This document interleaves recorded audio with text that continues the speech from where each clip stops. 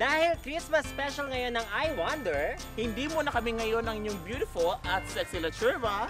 Kami muna ang inyong magsisilbing mga Santa Wonders!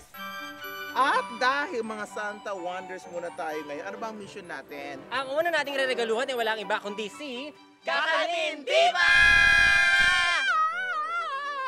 Ay, Ganon! ba? Isa pa. Kakanin Diva! Pangit.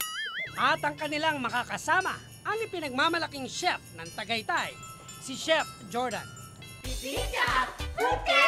At syempre, may kinalaman pa rin ito sa fruitcake. Hello mga ka-Wonder! At para samahan tayo gumawa at bonggang-bonggang pagkain ito, ang bibingka fruitcake, tawagin natin fresh from Tagaytay! walang iba kundi si Chef! Ayan. Ay, magandang araw sa inyo. Ay, magandang araw naman.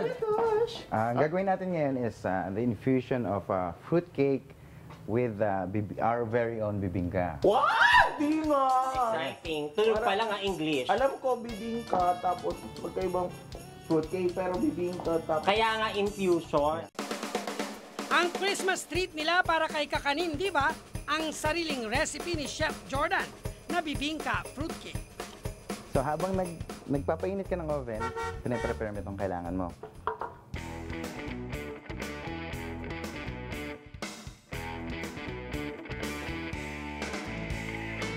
So we mix this one. Ano nga ito yun? Tawag ito? Rice flour. Rice flour. Bakit may lampanog? Hindi ba pwedeng... Oo nga, baka malaking tayo dyan. After cooking, we brush it on top para magkaroon. Shiny siya ng konti, tapos may flavor pa siya. Oh, shiny Diba? food. Ito lang. Dahil mo na naman, chef. Oh, syempre. Dahil dyan, pinapawisan ka na. Kaya nga. Ayoko Ay, pinapawisan. ayan tayo eh. Ayoko pinapawisan. Kaya pala excited ka malaman kung sino chef natin for today, di ba? Tapos ay mix na natin lahat siya. Konti na lang. Paano malaman kapag handa na yan? Kapag wala na pang buo. Yes, wala na siyang buo-buo. Ayan, oh. Bakit sa kanya may bumubuo-buo pa? Ganun talaga yun. Baka Nagbibitak-bitak tao siya. wow, nahiya naman ako. Kinis mo, ha? Kaya nga, sabi ko pati ako. So ayan, ready na siya. And then after that, para magmukha talaga siyang fruit cake. Ang bongga rito, no, kasi pwede pala mag-combine yung bibingka at saka yung fruit. Yes. Pwede siya. Pag sinabi mong fruits, any fruits ba pwede ilagay dyan? Basta medyo may flavor siya ng candy. Pagkatapos niyan, lalagay na siya sa oven for maybe an hour. 60 minutes to 70, mga 1 hour and 10 minutes. Wow, Ay, tama-tama. Kasi Oo medyo nga. malayo-layo ang oven at Nabalitaan ko nasa basement Nilipat yan. na siya. Ay, nilipat. Akala ko ba layo? kanali. Tara, sabang ko siya. Baba na tayo. Baba tayo siya. Baba. Baba.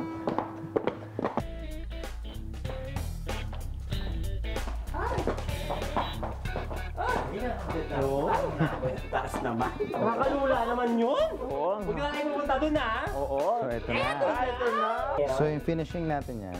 Ay, hindi ko pala tapos. Akala ko kayo Lambanog. na ako. Lambanog. Partida hindi pa tapos yan, ha? What more? Banga. Yan. Tapos ibabrush natin siya. Ikaw. Hindi ako mag-brush. Paturo ka kung paano Yan. i-brush. Sakit Ganyan. yan nanginginig. Ganyan, ganyan lang. Aray. Para lang nagpipintura. Parang mukha ni Rachel. Kaya naman ako sa'yo, kinis mo, ha? There you go. O di ako din. Tapos yung toppings natin. Ito. There you go. I'm done my part, ha? O, mukha na siyang fruitcake, di ba? Eh, kala din naman ng ano. Tapos itong ating salted egg. Wala bang kanin? Ay, meron. Meron ba? Mamaya. Sprinkle Grated natin. coconut. Yan. Is it nyog? Yan. It's enough. Ayan. Ganda. Ayan. Presenting Bibingka Fruitcake!